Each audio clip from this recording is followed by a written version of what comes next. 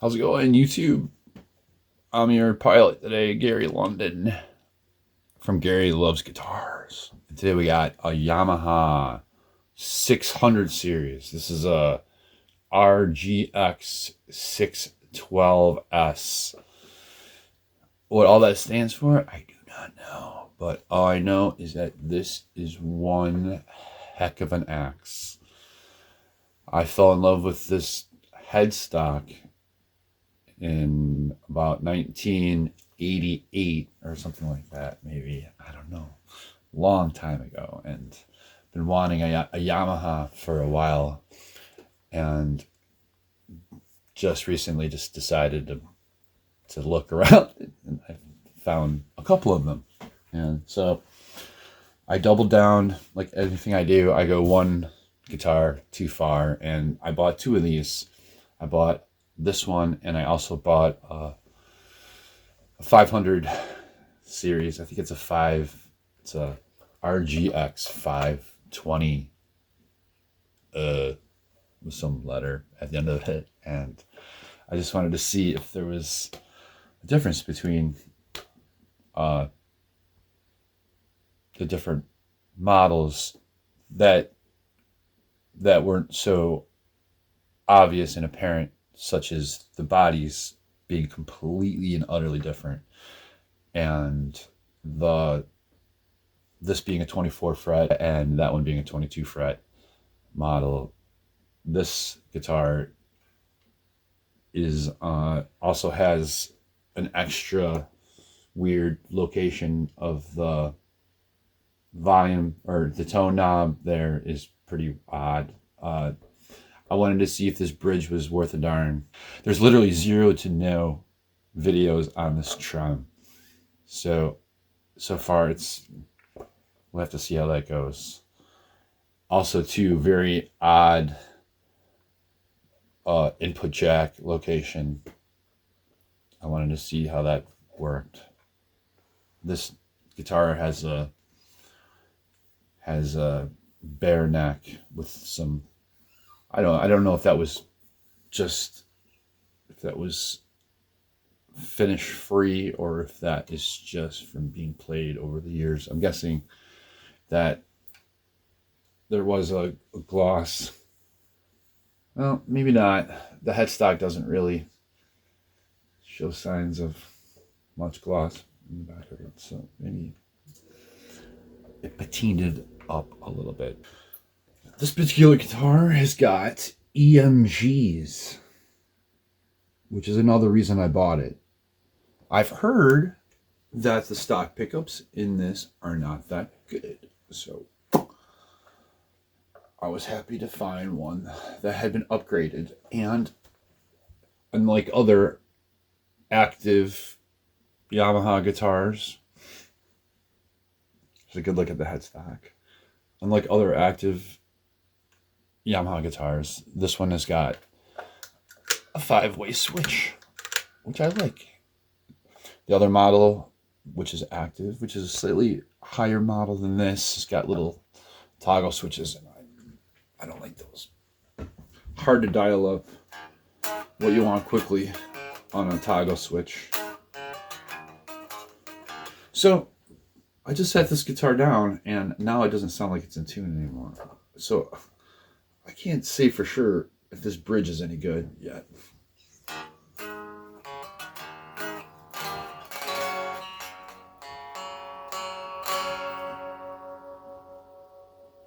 It's not good.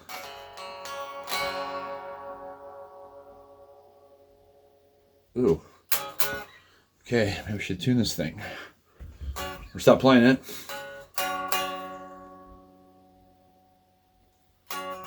Well, that would give me a chance to show you the other one. So what always happens is when you buy a guitar online and you haven't gotten to hold it or play it or look at it, sometimes they are nicer than you expect. And that isn't always a good thing, because when they're super nice, I don't really want to play them. I just want to store them and keep them forever. So I bought two Yamahas within a week of each other, and this one is a little bit beat up. I must admit, it looks good enough from 5 feet away, but if you look closely, it's, it's fine. But so this is going to be the one that I play. The other one looked like it was almost brand new. So let's take a look at that. Right, let's take a look at this guy here. Woohoo! This guitar is also a Yamaha. This is a Yamaha RGX 520p. And this guitar is a completely, utterly different guitar. The shape of the body is different. 22 frets. It's got a 3-way switch. It's got a pick guard. And it's mint. Look how nice this thing is. I can't really play it because I'll pick mark the heck out of it. And that's never good for the resale value of a guitar.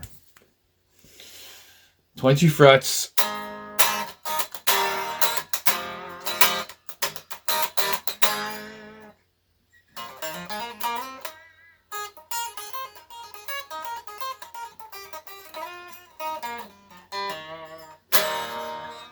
Really darker, kind of a darker fretboard. The beautiful fretboard on this thing.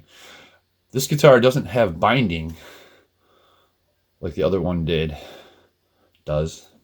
This one doesn't have binding like the other one does. And it is a pound lighter.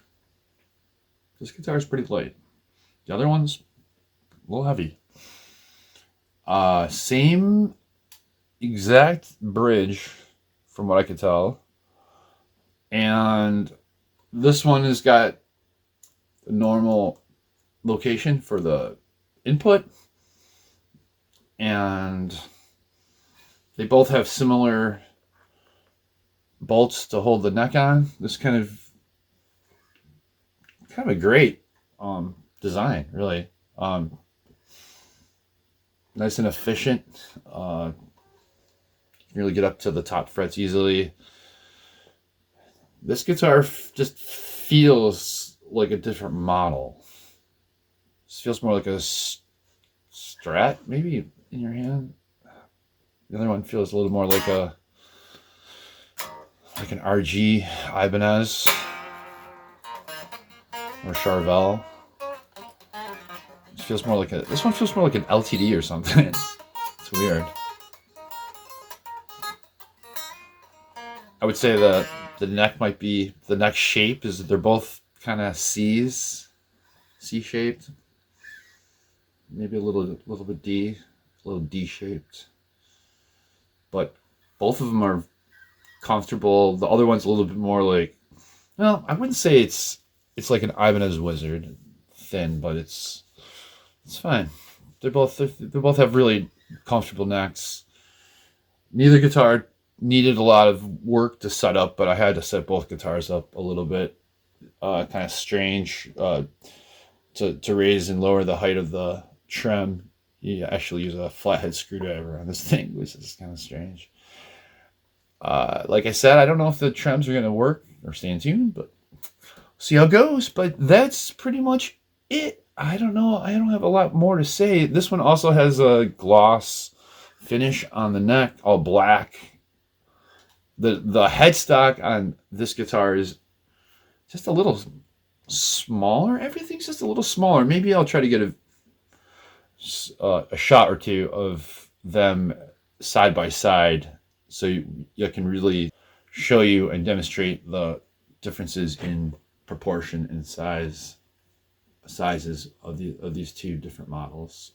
Yamaha just seems to like to experiment a lot with bodies and headstock shapes and all that. And hey, they're having fun with it. Hey, that's what they do, I guess. And some of the really early Yamaha guitars were just flipping bizarre. Like, I had no idea until I looked into it in the last week or two.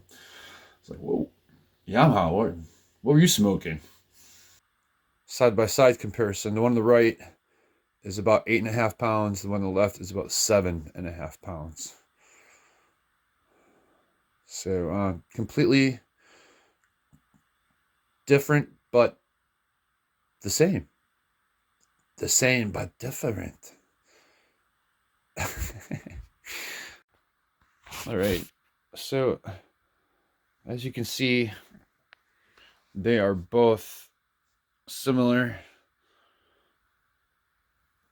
but slightly different. This is kind of a raw side by side. You see the binding on the one on the right too, kind of stands out.